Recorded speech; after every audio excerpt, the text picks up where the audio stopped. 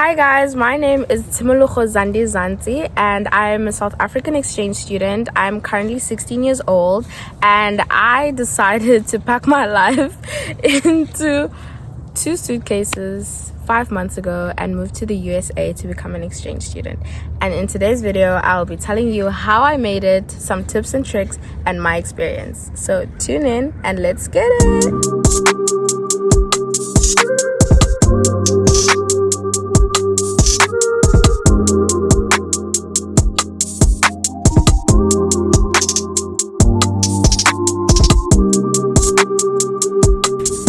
Hey T Squad, welcome back to my channel. If you guys are new here, please don't forget to like, comment, subscribe, hit that notification bell so you're updated every time I upload a brand new video.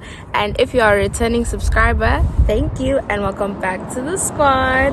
Hey, so guys, before I get into today's video, today's long awaited video, today's most highly requested video, I just want to say happy new year. And I made sure that this video is gonna be like the very first video for 2025 because I owe it to you guys. I've been saying I'm going to be doing this video. I've been procrastinating on doing this video just because I've had a lot going on and I haven't had time to like gather everything and all the information because I wanted to properly give you guys like accurate information, you know.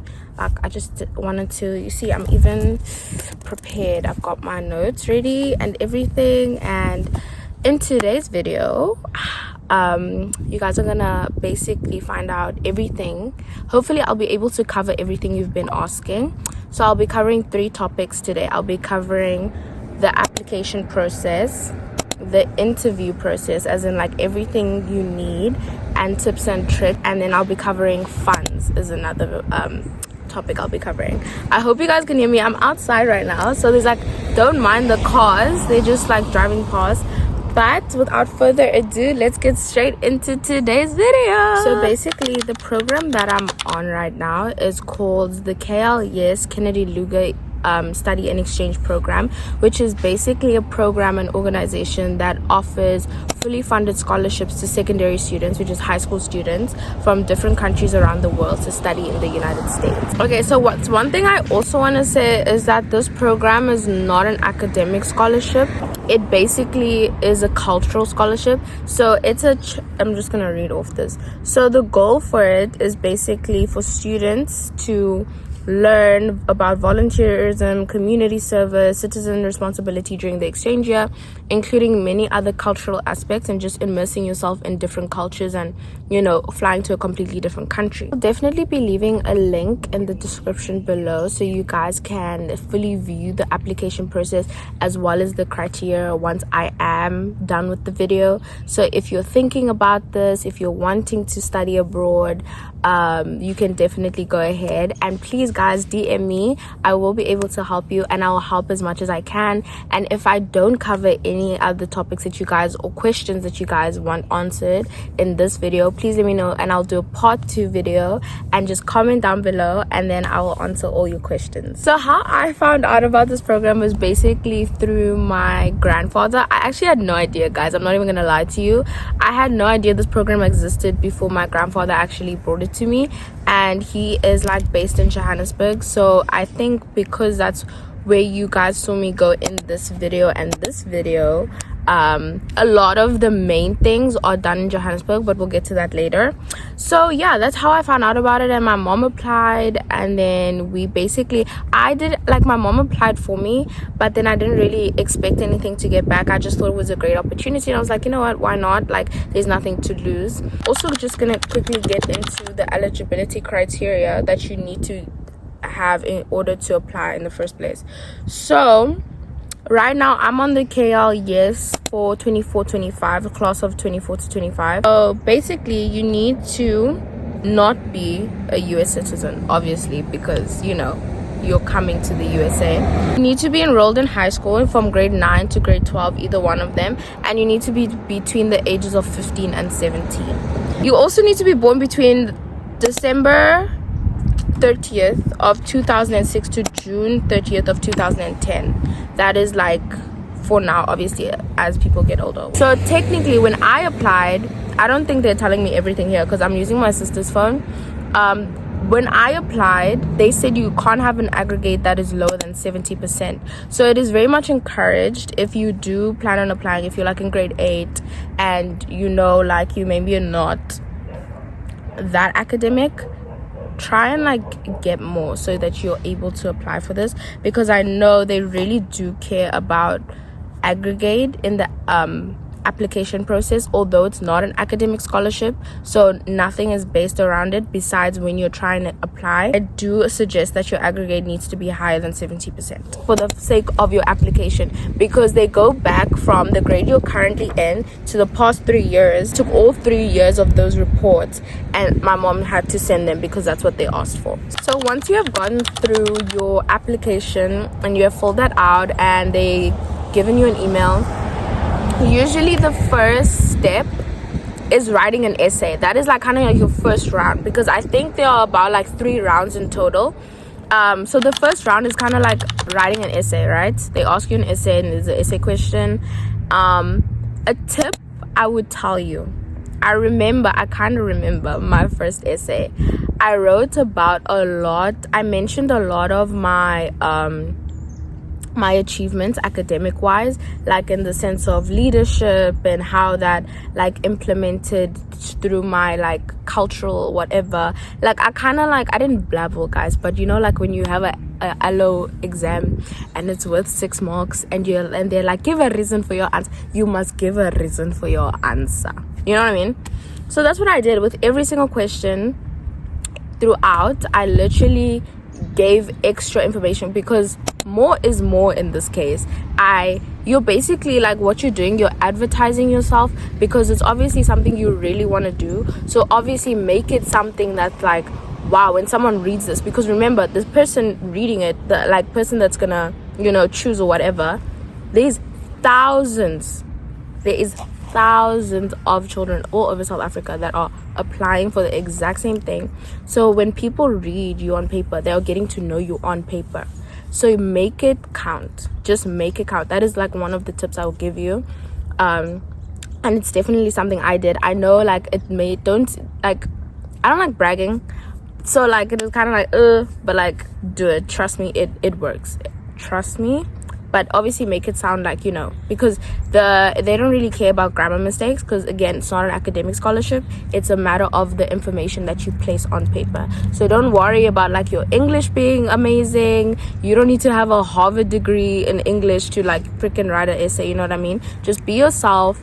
Like, be authentic to you, show what your capabilities, how you can contribute. Remember, it's a lot about American volunteerism, things like that, things you've done in essay. Like if you were a head girl, for example, if you were prefix, this and that, you know what I mean, like debate and all that stuff. So like those things also count, so make it count. So yeah, something very important that I'm also gonna tell you, do not use AI, please. Like, don't make that mistake of thinking, oh, like I need high ranked essay to get in. No, my essay was very basic, straight to the point, and it was authentic. That is what made me stand out. Don't make the mistake of also please don't lie. They will know. Like, don't use AI and don't lie about your accomplishments. They're gonna track that back some way, somehow, and they're gonna know that you're lying, because they're obviously gonna ask for proof. So if you know you weren't head girl of your class of 2020 what, don't lie and say you were head girl, please. Yeah, but please just be truthful, do it yourself, put in the work. And it's a very long, rigorous process. I know I got fed up at some point. I was like, why am I doing this? Like, I don't want to do this anymore. And I was literally having mental breakdown. Every time it was like a thing of they called, because it would be a random thing. They're like, oh, we want this and this and that. But I digress. Do not. Someone actually got eliminated for that. Like, they will throw your application out completely. And it's not cute. Don't do that, please. So yeah, after the first round has been completed, you have like the second round, which is pretty much your interview. Okay, so if you get called back for an interview, you're cooking, it's giving. So I remember I had these long days. They would it's always via email, so they're always like, that's why they always ask for parents email, what, things like that. So once you made it past the second round, right, you basically are like going to a place. I remember waking up at like 8, and I had to be, actually no, I woke up earlier. I had to be there at 8, and it was like a very long drive from where we lived, because I was in Cape Town. And remember, different provinces have different ways of which they work and how they do it. So I'm speaking on behalf of Western Cape. I don't know how Gauteng did it. I don't know how Limpopo did it. I don't know how KZN did it. So it's like I'm speaking on behalf of like what I know. So we arrived there. There's like a bunch of kids which were basically semi-finalists of the entire exchange, right? Because now it's the second round. So the interview process is very kind of like a mix of everything. They'll tell you kind of prior like what they expect you to bring or what they expect you to wear, things like that, whatever. I remember going there in my uniform, and I was the only person there in my uniform. I think that was also another thing that stood out, because although it was a Saturday, I still felt the need, and just because how I was raised, and my mom was like, how you present yourself, things like that, and like first impressions last. I think that's also another thing that made me stand out in a good way, because not only did I have my uniform on, I also had my badges on, if you know what I mean. So you don't have to, they don't tell you have to, but it's something I did, because you guys know I'm extra for no reason. I'm just extra like that. So it's things like that, like, you never know. So in this case, again, more is more. Anyways, I digress. So the interview process is usually you and semi-finalist kids. I remember there were 10 of us in Western Cape alone. Remember, you're advertising why you should be chosen to go to America, why you should be the next exchange student. Because remember, there's a very limited amount of spaces in the entire country, guys. Let me tell you, I'm 3% of the entire country. Another thing in the interview I think that I did, especially when I was around a lot of people, not that I was acting or anything, because I'm genuinely a talkative person in new environments. Like, I love socializing with people, but having that like extroverted personality, I think also kind of helped me and my case, in the sense that like I'd go around and I'd talk to the supervisors in terms of like just asking questions, because they were like, ask questions if you need help. And a lot of people were being shy. It's like, ish, guys, this was just me. Like, in my sense, I always made sure that, like, you have to, in life, guys, I always believe in leaving your mark wherever you go. Like, people should remember you, but make yourself stand out in the best way possible, and just try and like show your leadership skills, show the type of person you are. Because remember, these people got to know you on paper. Now you made it through to the next round, they're actually seeing who you are, and they want to know who you are, so they kind of know like the type of environment to put you in once you get to America, God willing. So yeah, that is it is a long afternoon. Like I said, I was there from 8 to 4. It was very long, and we obviously had breaks and things like that. They offer things to eat if you're worried about that, of course. Like, I don't think they wouldn't starve you. Like, in the third and final round, I think when they call you back, you basically you have to write an essay on the spot, like in front of them. And I can't remember, I'm so sorry, I can't remember if it's the second or the third round, but you also do a reading test when you're there, just more like for them to confirm the academic part of you, like if you're actually like, okay, like we can send you to America, because American schooling is way easier. I'm not even gonna lie, and I'm sure you guys have heard of that as well. Like, people all over the world can say that American schooling system, I have a serious, yo guys, no. But I have to say though that it's just to clarify, okay, this person won't suffer. So guys, another thing that I forgot to mention from the interviews is that, sorry, I'm like remembering as I'm going. So another thing is, like, very much, even in your essay in the beginning, mention the skill of open-mindedness, and like, or at least some sort of, like, mention the word, please. Like, that is very, very important, because if you think about it, I've never practiced it more in my life than being here in America, because you're literally a teenager. Like, these are tender years. Like, people, the struggles that you go through as an exchange student are some struggles that people only experience in their late teens or even their early 20s, and you're experiencing them like right now, like right here in America. I think I've covered most of the second part I wanted to say, like the rounds and stuff.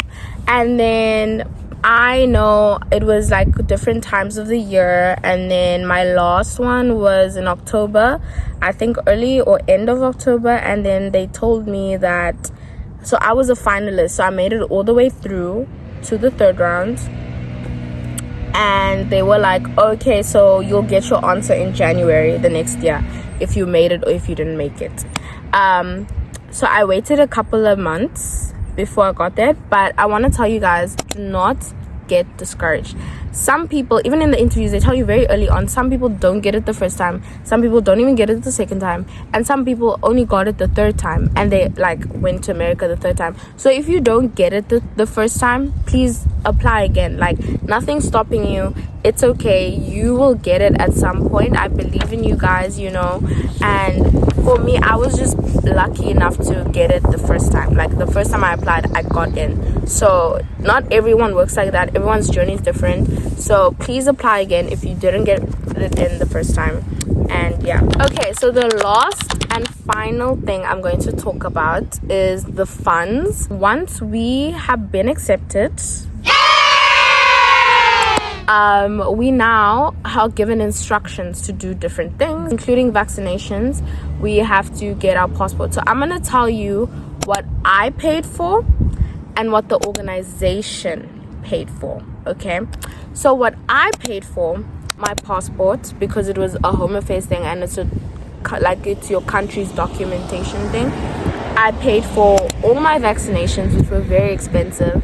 I think the total came up to, yeah, these included different diseases. I was tested for TB, I was tested for HIV, I was tested for COVID, I was tested for malaria. So I got a lot. I chose my vaccinations in the form of shots. I think most of them do anyways, and they don't really have other options, because I know some come in pills and other things like that, but I chose injections because it's just easier for me. I know some people are not a fan of injections, so it might be like the worst thing ever.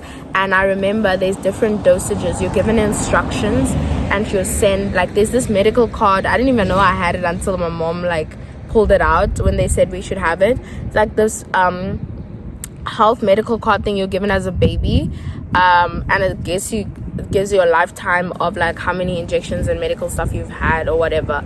So I remember I got 3 in this arm and about 4 in this arm, I don't know, something like that. So there's different dosages, and then there are side effects, but I didn't really get that much. I was just like a little headache here and there right after like I got the shot, and then I was fine later. So I think drowsiness is the biggest thing. As you guys may have seen in this vlog and this vlog, I did my vaccinations in moving vlog episode 1 and episode 2, and then in episode 3 and episode 4 it was more of like the traveling, the orientations and things you guys see. Like, that is only when you have gotten accepted. All my moving vlogs are when I knew and I got my acceptance letter after all the admin of the application process. I know I had a lot of questions like, do you guys pay for flights? Do you guys pay for things like that? Guys, I paid $0, 0 rands and $0. Flights were booked for, accommodation was booked for, activities were booked for, transportation was booked for. The only thing I know I remember that I paid for was my vaccinations, my passport, my clothes and stuff that I chose to buy like for leaving, and my suitcases and things like that, like other expenses that my parents paid for. The two, though, in terms of the big stuff like the flights, the hotels we were staying at, the food we were given, even the flight to America, every single thing was funded by the organization. I didn't pay anything. It is a fully funded scholarship, guys, paid for by the US Embassy for international students. So yeah, if you're worried about that, don't worry, because everything is paid for, so you pay nothing, literally nothing. But yeah, guys, if you guys have any more questions that I haven't answered, please comment down below and I'll make sure to do a part 2 of this video. I know it's been a highly requested video. I thought I'd just start off 2025 with this video for you guys, so that you guys can like be like, Timo didn't do it for us, da, da, da, da. So yeah, don't worry, and I will see you in the next video. Bye.